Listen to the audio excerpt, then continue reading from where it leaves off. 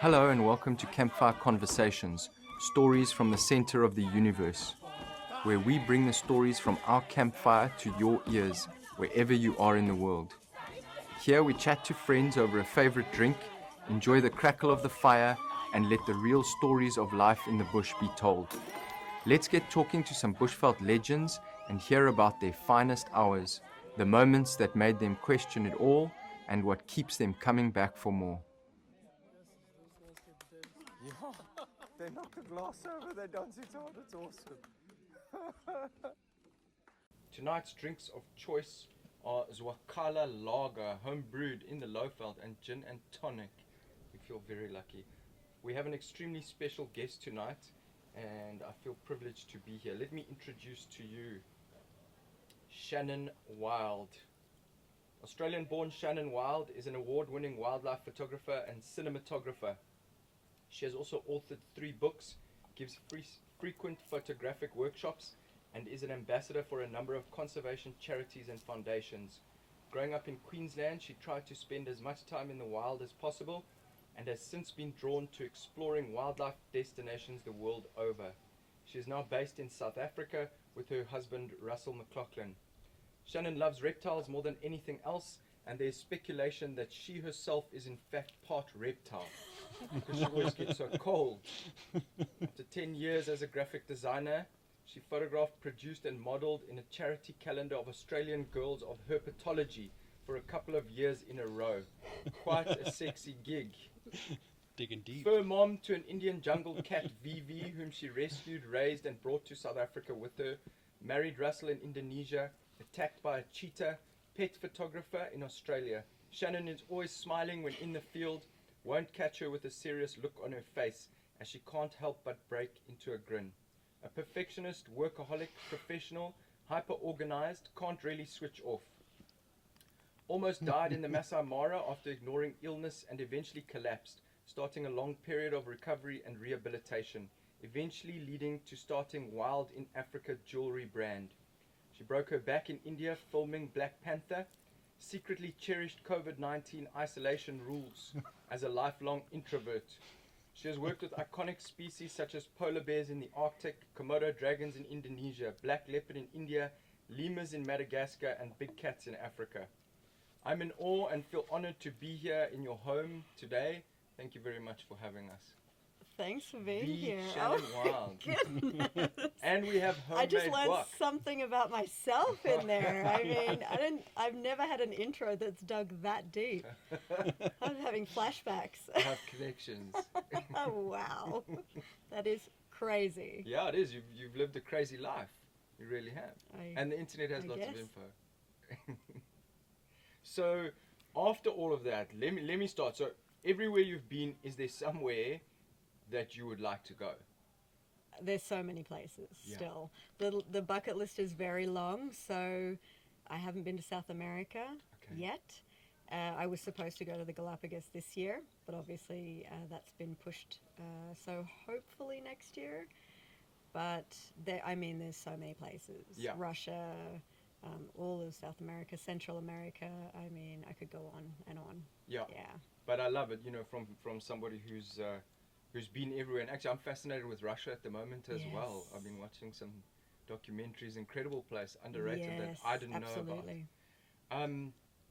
Let's talk about something a little bit more on the serious side, and then we'll go from there. But something that really connected with me, I've had serious burnout in my life. So I don't know if you want to talk about it or not, Sure. but I know that I've been through a period of my life as a safari guide and a family, and that eventually my body just actually switched off. It was anxiety, it was stress, and it was maybe physical exertion. I don't know, but I'd love to hear your take. Yeah, I mean, I'm not the kind of person that does things by halves, and I'm a bit of a slow learner. So I'm finally starting to listen, I think, to the warning signs that my body's giving me. But a few years ago, I'd had a few years of illness and just working very, very hard.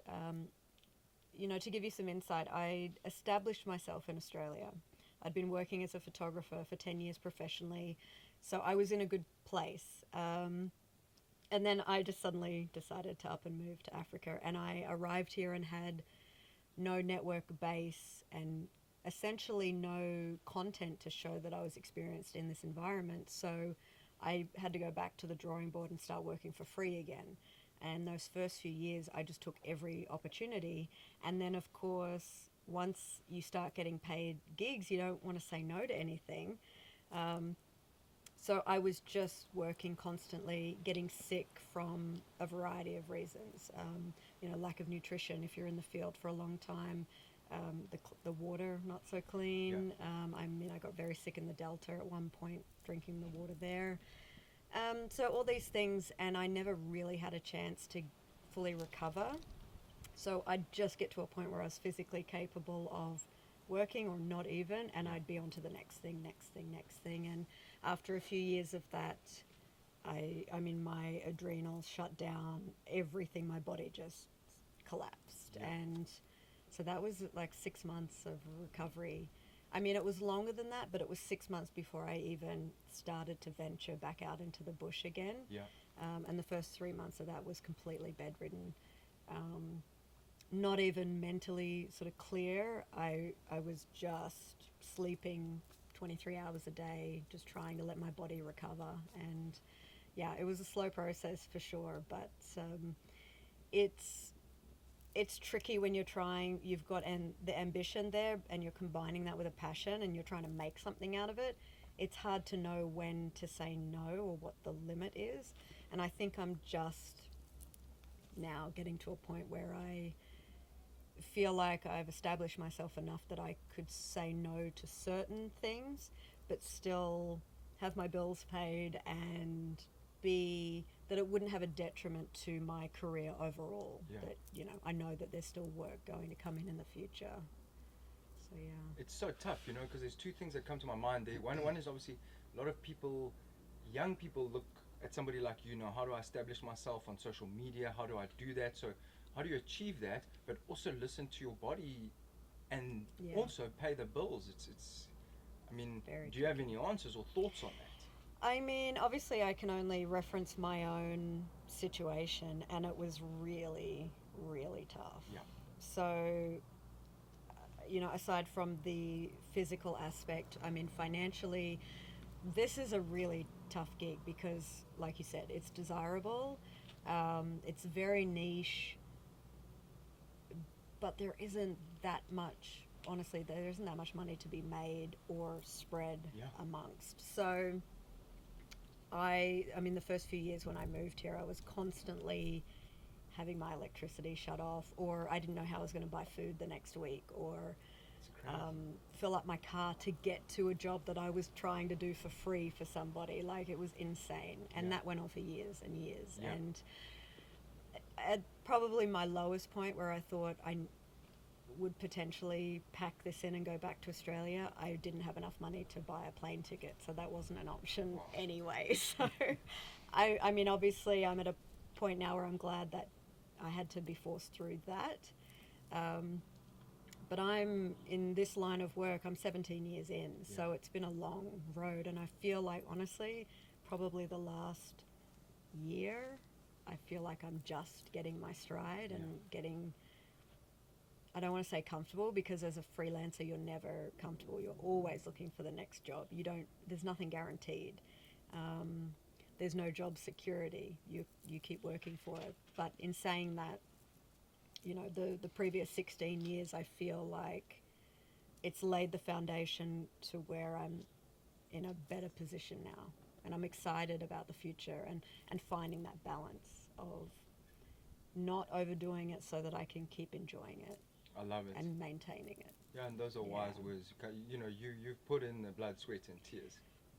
And literally. And we talk about this a lot, how glamorous it is, videographer, you're on billboards, and being a wildlife. Oh, good. Come on. Oh, sorry. You good? Oh.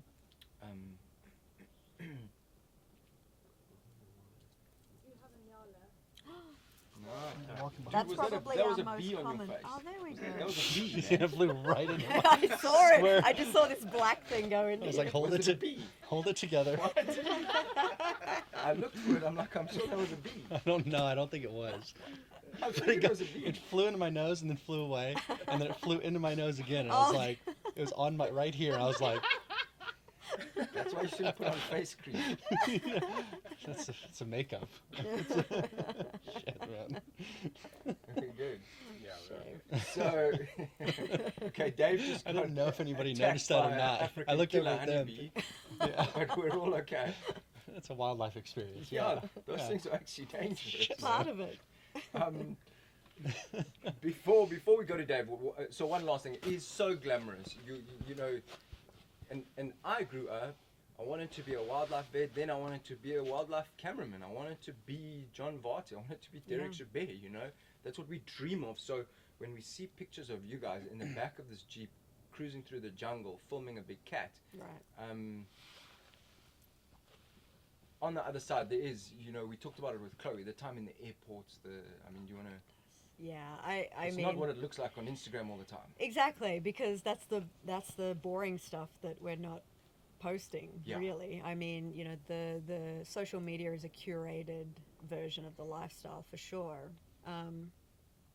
But in saying that, I couldn't imagine doing anything else. So, I think if your intentions are right and the passion is there, then it's certainly worth it. I think it's worthwhile.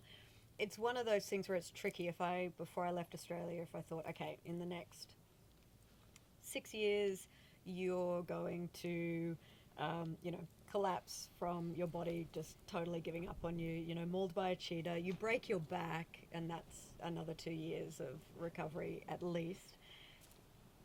I Yeah, that's a don't know if you crazy- look at it and go, sure, I could, handle that. Yeah. That'd be worth it. But that's life, you don't plan for that kind of stuff, and you deal with it and you make the best of it and you learn and grow from it. And I honestly look back and I wouldn't want to be anywhere else. I mean, Yeah, it's beautiful. It's We're in a amazing. beautiful place. Yeah, Yeah. we are. There's some I Nyala love behind it. us. I mean, I can look out my window and there's giraffe Yeah. and zebra. I don't think it'll matter how long that I'm here, and I can only imagine if it's the same for you, growing up here. But certainly, we have amazing wildlife in Australia, and I love the wildlife there. But the novelty of being in Africa does not wear off on me. Yeah. Like, I look out the window and I pinch myself. Yeah. Because I can't believe it. It's incredible. crazy. I grew up watching documentaries about this stuff and would never have dreamed that I would live here. I knew I'd come here Yeah. and visit, and but I certainly didn't think that this would be my life and my home, and I'm so grateful. Yeah. Yeah. And it is incredible, and we've got to be grateful. And I've realized that through the last period where I haven't been in the bush all the time and on Right. safari all the time, where I realized, I said it yesterday, that I now know what people flying from Johannesburg, what they feel Yeah. inside of them, because Yeah. I have that feeling now. It's been amazing. And yeah, to wake up and see giraffe outside your window, there's a little water hole here. Yeah. I'm sure there's beautiful. spotted cats moving around here every now and then as well. Oh, It's for very sure. We've had special. some prints. Really? Yeah. Recently. Yeah, that's super. Really? Yeah. That's Last super week, I cool. think. Just there. Wow. It's amazing. So I want to just, before we leave, let's go back to, because the first images I have of you in my head from a couple of years ago are snakes. Yes. Snakes. That's literally, you know, Love it. yeah, no stereotypes or anything, but he has this beautiful woman from Australia, and there's snakes everywhere. So tell us about that. I have one question for you. Do you have a favorite snake? But also I just want to know more about that. A favorite snake. I mean, I don't know. I honestly haven't tried to nail that down. It's not one that I've seen in the wild yet. Yeah. But if I have to choose one, it's the Gaboon Viper. So beautiful. So that's mine. So You beautiful. can ask anybody. I'm also never seen one in the Magic. wild, Yeah. and it is high on my hit list. Yes.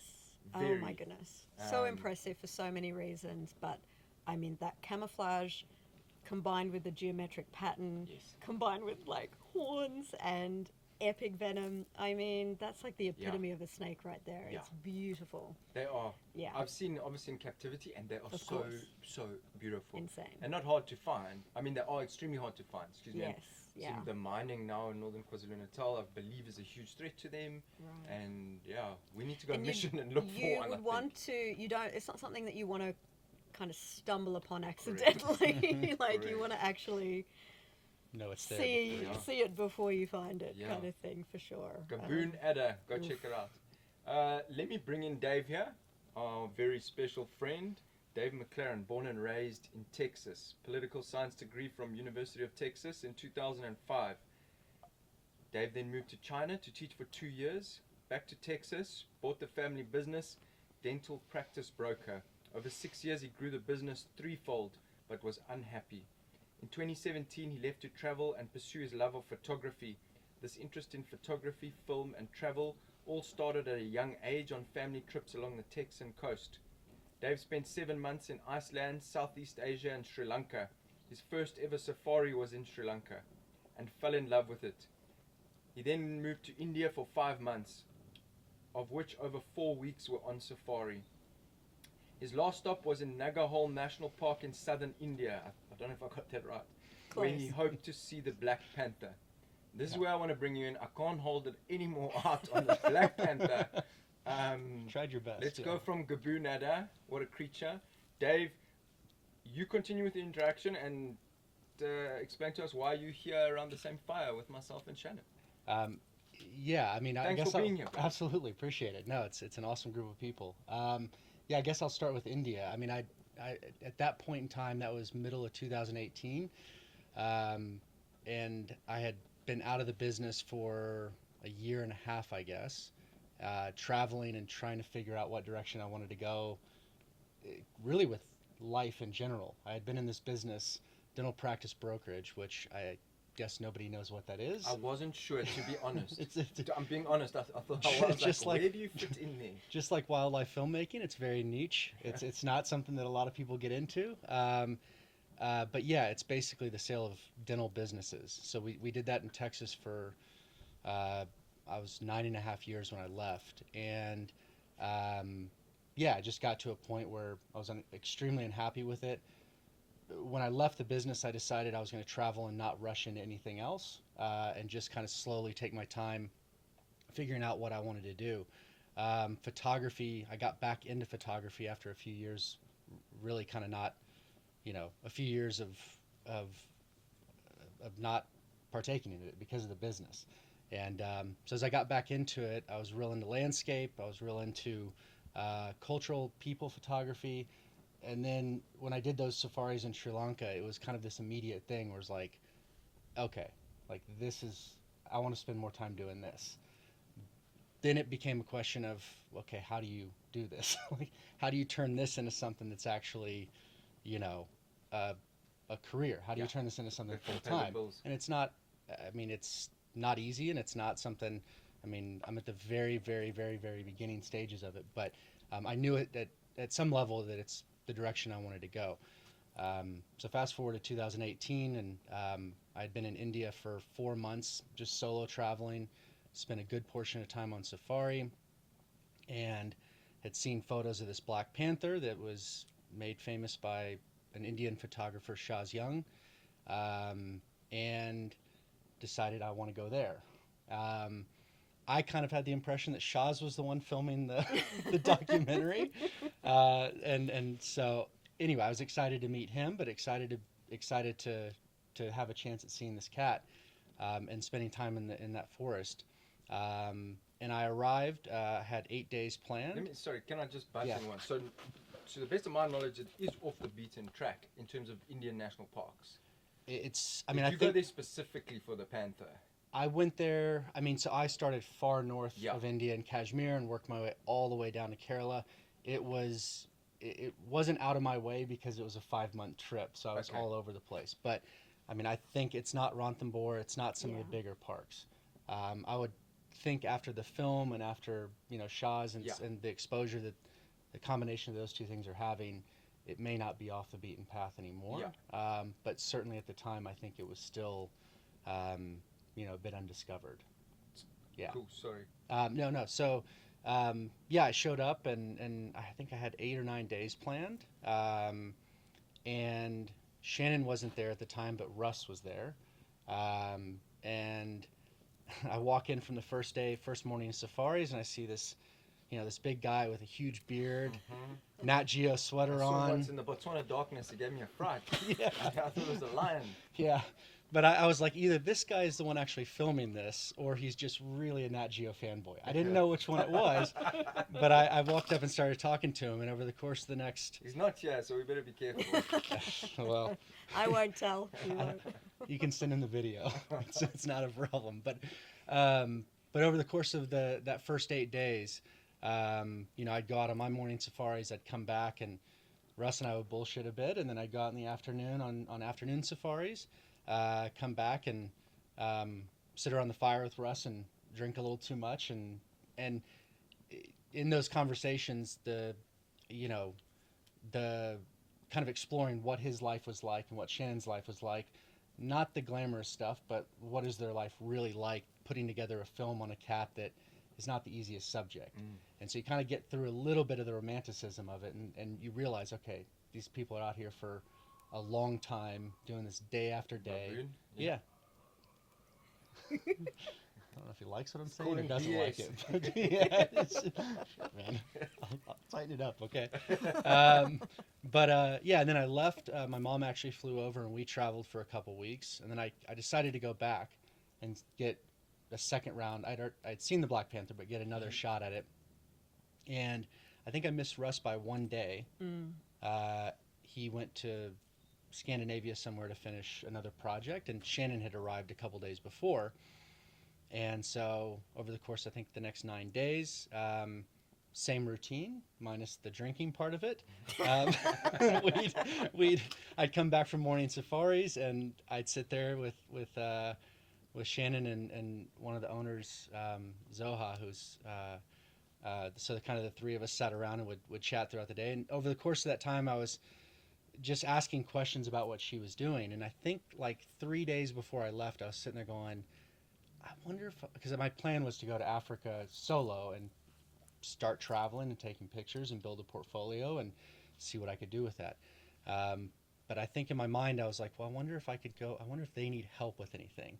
And so I started asking her about internships or interns, and she goes, well, we have hundreds of people messaging us. I'm like, shit, well, that's not good. and then I sit there. Yeah, she's like, oh, not this question again. And so I, I'm on these. I can only imagine. It's ridiculous. Yeah. But yeah. So I'm on these drives on my own. I'm sitting there thinking, okay, I'm just gonna ask questions about this. Like, I'm curious about how to, like everybody, how do you go from hobby photographer to filming documentaries, a foot in the door with a business like this? And it's, there's a lot of people passionate about it, but just like the business I was in previous, an opportunity has to present itself. And so I think I kind of just started asking questions about what you would look for in an intern or bringing somebody over. And she started answering them. And I think at the end she goes, so wait, are you interested in this? And I was like, I guess so. And then she goes, so when would you want to come over? And I was like, I'm pretty free in June, July, August, September. Like, just let me know and I'll be over. And so, yeah, I mean, it kind of snowballed from there. And then I came over May of last year to South Africa, never been before, and didn't have a lot of details on what I'd be doing. My expectation was a lot of spreadsheets, a lot of logging footage, and yeah, pretty quickly was out in the field with Russ's brother Kevin, and it's where I want to be going. So it's been interesting. No, that's absolutely incredible. And here we are around the fire, in the center of the universe. I mean, it's very special. I love stories like that, man. And I think the other thing is just going back again. There's opportunities for everybody. If you make an opportunity, it will happen for yourself in life. Let's go then. Okay, a bit of background on me. So I have a very good friend / client guest in Johannesburg who's besotted with the world's big cats. I've been to India to see the snow leopard. a few times. We've spent time with the white lions in Timbavati in the wild, done the tigers, etc., etc. And then I went to Kenya in Aberdares, and there was talk of black leopards, they're melanistic leopards. We saw melanistic servals. I came back and I said to this guy, listen, let's go and look. But actually, what were the chances of us going and seeing this thing? So we went to Aberdares actually twice. Then there's reports in South Africa in the Lydenburg Mountains. We've been there. So I slowly started getting besotted by the melanistic form of a leopard, which in Africa is extremely rare. And last year, Wilbarad Lucas got the pics of the black leopard in Laikipia in January, and in May we were there, and we spent a week, and we got a 3.5-second glimpse of this cat. I mean, Sounds that's about pretty right. amazing. No, I'm it impressed by was that, honestly. A year Sounds ago about right, last though. week. Yeah. Yeah. A year ago last week. That's It's been- incredible. yeah, it was extremely emotional. It was what an adventure. I'm totally besotted by the cat. Okay, I'm going to put my jacket Yeah, on it's getting quickly chilly. because the It is. reptilian is coming out in me. I need another layer. I do not thermoregulate. No, me neither. Ready. It's chilly. But anyway, I'm besotted by the melanistic form of a leopard. I don't know why. I don't have a specific reason why. I can't say why I think it's so damn cool. I've grown up seeing leopards on almost a weekly basis my entire life. I saw these pictures of this cat in India that you guys were filming, and even those first images cannot leave my mind. So over to you, but I mean, I've had a 3.5-second glimpse of this thing. It'll never leave me, and I know I want to go to Asia and see this thing, but tell us about your cat. I mean, he is, it is, like you say, it's hard to articulate. Yeah. He is incredible. The beauty, it's just hard to describe. And I mean, what a privilege that we got to spend 18 months tracking and trying to film him. And to be honest, we could have had another 18 months or however long we could have been given, we would have taken it because he was so incredibly difficult to track. But then, of course, it's one thing to find an animal. It's completely something else to be in a position to film it. It's another thing to film enough of it doing something interesting to create a 1-hour documentary. So we would have taken, I mean, we could have stayed forever trying to document his life. But, you know, hopefully what we managed to capture in that year and a half, which was basically our deadline and our budget cap, hopefully it gives people a taste of that, because he is truly incredible, and not just as a leopard and not just as a melanistic leopard, so he, you know, even more rare, but just him as an individual character. He, you know, every animal has their own personality, and so it was such an amazing experience to spend enough time there to get to know him and start getting used to his behavior and trying to anticipate his movements. This line of work, it really varies in terms of how long we get to spend in certain locations or with certain animals. So that can be a few weeks to 18 months is the longest that we've had. Our current project is now just overlapping that. But these days it's rare that documentaries get to film year on year on year. The budgets just aren't there anymore. So that was really special, that we actually felt like we knew him, and it was really hard to leave, to be honest. Can only imagine. Yeah, I mean, Africa is it for me, for sure. And I loved coming home to here, but it was really hard to leave. And India is very, very special. And I mean, you're in a forest full of leopard, but also tigers, which, I mean, our focus is on this incredible individual melanistic leopard. But meanwhile, there's, you know, tigers roaming around and doing their thing, and cubs, and that dynamic. And of course, we get to film the whole forest and tell the entire story of his life and his surroundings, which tigers are included in. But also, what an impressive cat. Wow, I mean, it's crazy. And I think there was one day in particular where, and it sums up what this forest is about. It's a stunning place, But when the Black Panther sighted, you know, the tourist vehicles are all called in if it's a sighting where it's up in a tree or something along those lines. And this morning I was in, so India, there's small Jeeps and there's giant, these canter vehicles. So like small little buses that that tourists go out in. So I'm looking over Shannon at the Black Panther sighting. It's up in the tree, or just ran across the kind of clearing where the road cut through the forest with its mate. And what was the name? Was it Cleopatra? Yeah. So they had ran through together, and then disappeared. And it was one of those sightings like you talk about, 3 to 4 seconds. You know, I'm sitting there trying to get a decent shot of it, at the same time take it all in, with 15 other people in this bus around me, piling on top of my back, and which is pretty much India summed up. And then I look over and Shannon's in her filming vehicle, nice and comfortable. As much space as I yeah, want. she's spread out, got her giant lens set up. But we sit there and wait and see, you know, to see if they go up into a tree. At the same time that we're waiting, a tiger walks out of the forest. Whoa.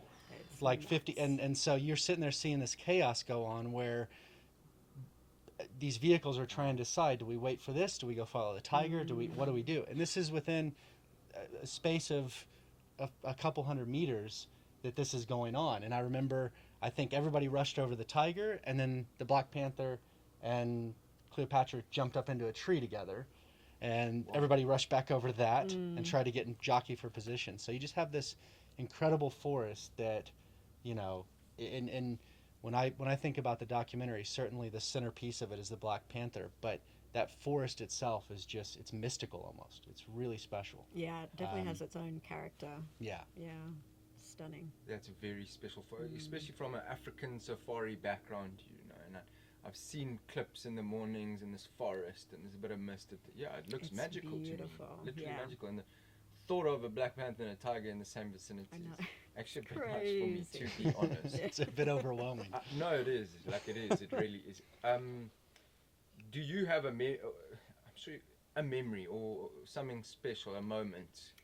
Other than breaking my back in the forest, yes.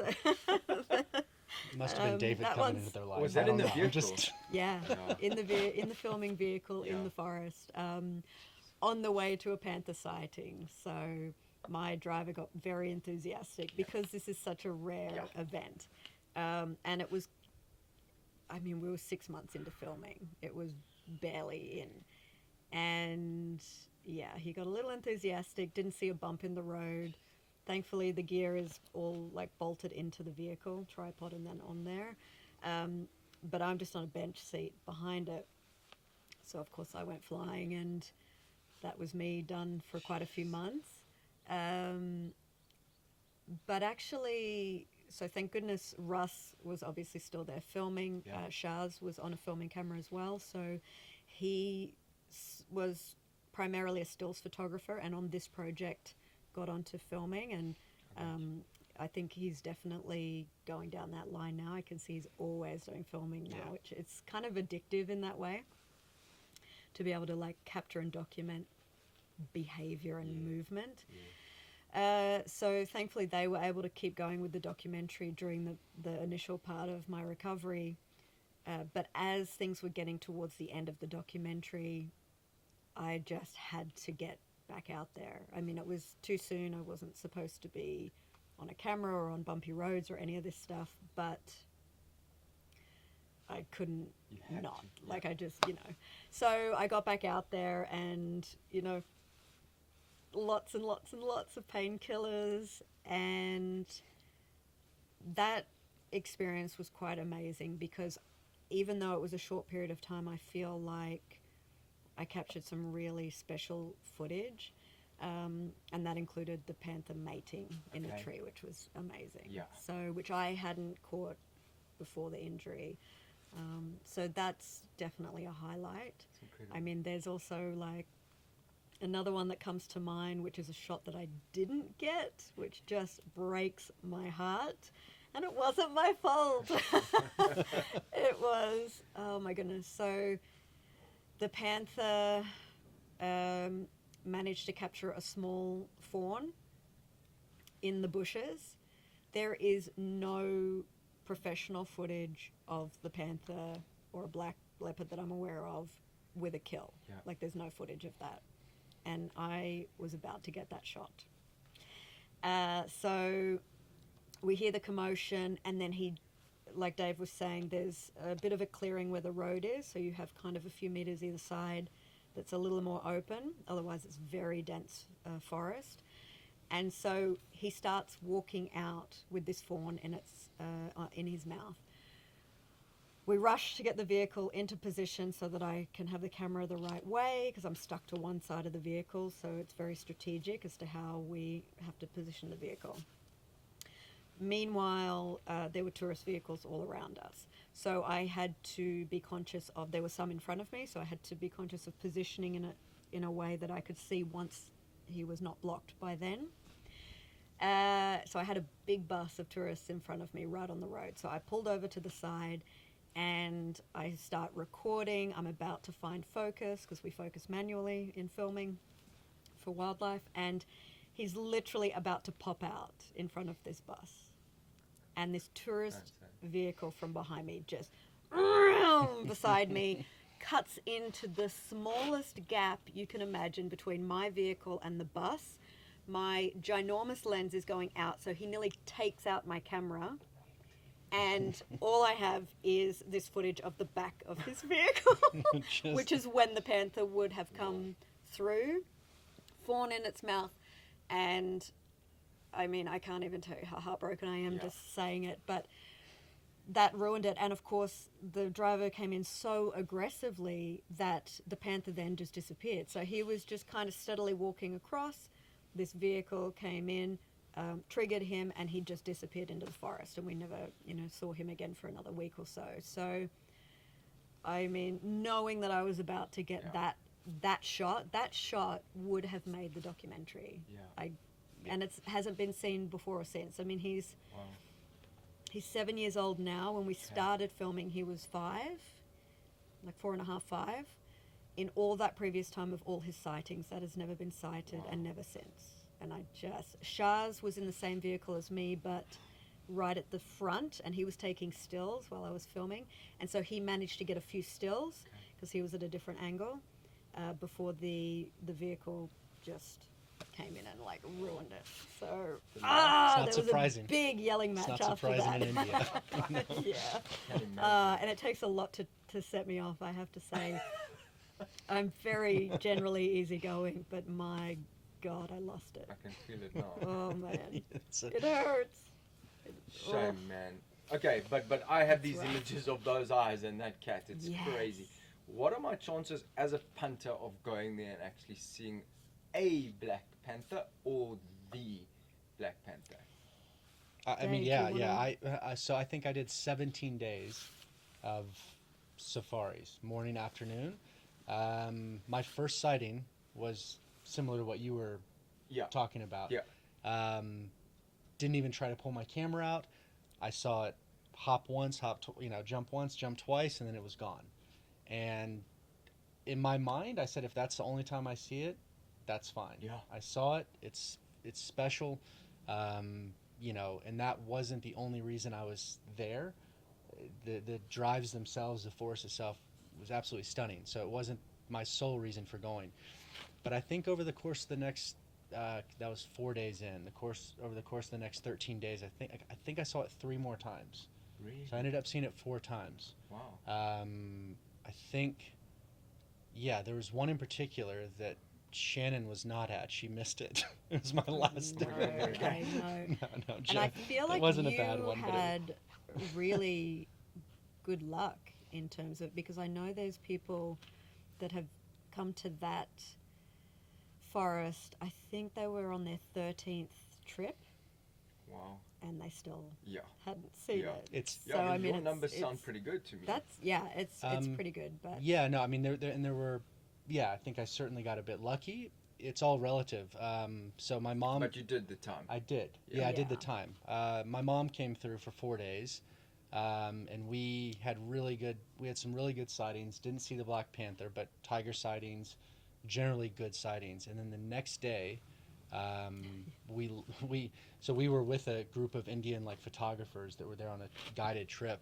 The next day or the next 2 to 3 days, we're following them on Instagram, following the stories from their guide, and it's just like tigers, Black Panther, like left and right for 3 days straight. And we're sitting. My mom is sitting there going, "Should we go back now? Should we like turn around and go back?" Because we're in these Indian cities that are hectic and chaotic. We left this very peaceful forest that that she fell in love with as well, and she's seeing these sightings. I'm just like, turn it off. We had some really good stuff. Be grateful for it, and let's that's the nature of that's the nature of photography and filming these 100%. animals. You should have been here yesterday. That's the old rule. Right. Yeah. Do you mind if I ask a question? No, go ahead. So, you guys have not picked low-hanging fruit with No. your subjects? Not our current one either. Oh, my Lord. No, yeah. Well, between the last project on the Black Panther and the current one at the moment. So you what's guys, the current one? Are we? The White Lions, Yeah. Okay. Timbavati. Yeah. Also proving very difficult. Yeah. I guess is that intentional to go after unique animals, and is there another one after that you're looking? You may not be willing to disclose that, but if you're but something that you're like, this is the animal we want to shoot for next. I think going into the Black Panther, it wasn't a question of. I think it was a mix of we didn't really know how difficult it was going to be, but it was also we couldn't not try. So once we saw the pictures on social media, Russ and I just said we have to make a film. There's no question. Really? So we then approached National Geographic to pitch it and got it greenlit from there. And then, of course, turned up to India, and that's, it was incredibly difficult. Reality set but, in. Yeah, worthwhile. I don't know. The White Lions was something also that we'd both been interested in, and especially Russ, because he has a bit of history there, growing up in this region, being aware of them, seeing them years and years and years ago. Obviously, different generations of them. And it was kind of like going in and we honestly thought it would be a little bit easier than the Panther, and it's actually proving more difficult for a variety of reasons. But I think it's worth it. Someone needed to make just a natural history documentary on them. And also, as time goes on, there's better equipment, and we can do higher resolution, and we can just, I think, do more justice to it. It's not that there's never been a documentary made on the White Lions, but there is going to be a whole generation of people that won't have seen those and probably wouldn't watch older documentaries. So that's the beauty of, I think, nature photography and documentaries.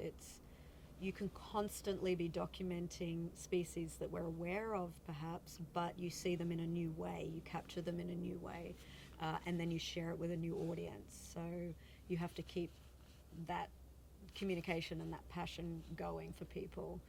In terms of the next thing, I guess it's kind of become like a little bit of a theme for us now. So we're obviously on the lookout for something unique and rare, but we have like quite a lot of different shows in production at the moment that we're juggling between. So nothing specifically genetically unique in that aspect that's on the cards, but a lot more stuff coming out. I didn't know if you guys were going for something more challenging. Oh my goodness. Next time around. I'll get back to you on that. I'll let you know. Let us get through this one. Yeah, exactly. And the White Lions are very close to my heart as well. Yeah. Literally grew up in the Timbavati. From my uncle being there in the 70s when they were first not documented, but really documented by Chris McBride, and worked so many years in the Timbavati, seen different generations of them. They are very, very special. And when Kevin started talking about it, when you're just not happy for somebody because you're jealous. Yes. You're like, well, I'm going to pretend I'm happy, but I'm not that happy for you. So appreciate your honesty. I did curse him last. I know that. I hope he's still around next week. We're gonna pretty much wrap it up. I don't know if there's anything else you wanna. I'm No, very that's jealous of great. you, and love what you do. Your photography is awesome. Your Thank videography is you. awesome. But mostly actually what you do for conservation. So I think that's very important. Thank Always you. has been extremely important to me. Your Shannon Wild jewelry, Yes. and 50% of the proceeds and the traction that it has, all that you do for conservation. You know, I think that's super awesome. Apart from Thank you. cruising around the world and filming wildlife. Dave, thanks so much for your time, Absolutely. man. Thank At you. Dave Mac Photo, check him out. Yeah. Give him some love, and yeah, as we've talked about, hopefully next week or in the next 2-3 weeks, you're going to be cruising around the Kruger Park, filming the White Lion, man. That's the plan. Taking over the kingdom.